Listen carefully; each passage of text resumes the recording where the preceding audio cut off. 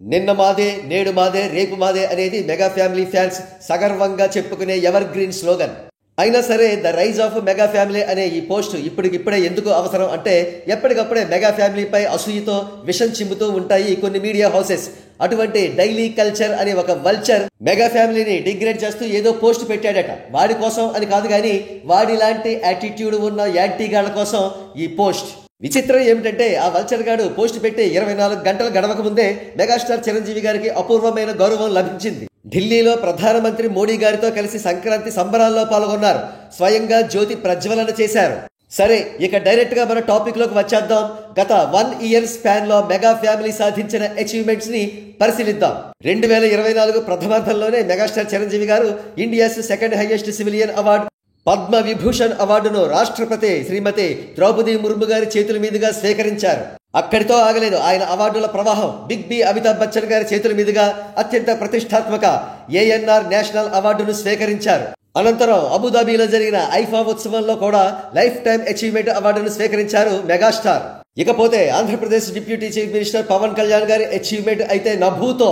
ఇప్పటి వరకు ఏ రాజకీయ నాయకుడు భారతదేశ స్థాయిలో సాధించని విధంగా 100% స్ట్రైక్ రేట్తో 21 ఎమ్మెల్యే స్థానాలను మాత్రమే కాకుండా 2 ఎంపీ స్థానాలను కూడా గెలుచుకున్నారు పవన్ కళ్యాణ్ గారు. ఈ రోజు ఆయన పేరుకే డిప్యూటీ చీఫ్ మినిస్టర్, కానీ జనబాహుళ్యంలో మాత్రం ఆయనను సీఎం గానే ట్రీట్ చేస్తున్నారు ప్రజలంతా.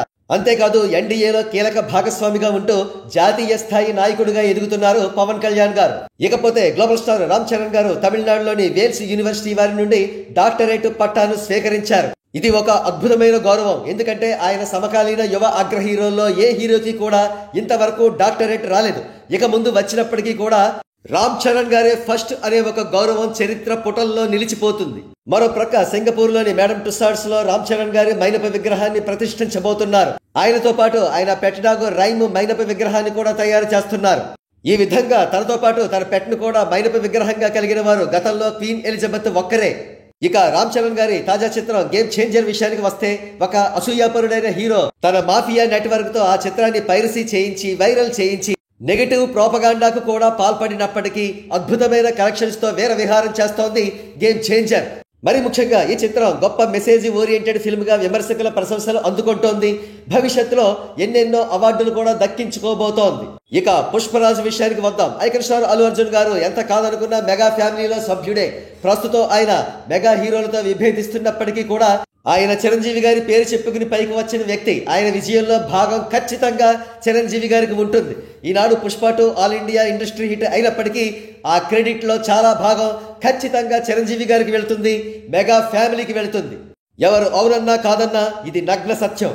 ఫైనల్ గా నిన్న మాదే నేడు మాదే రేపు మాదే అని మెగా ఫ్యాన్స్ ఎప్పుడు కూడా సగర్వంగా చెప్పుకునే స్లోగన్ అక్షర సత్యం.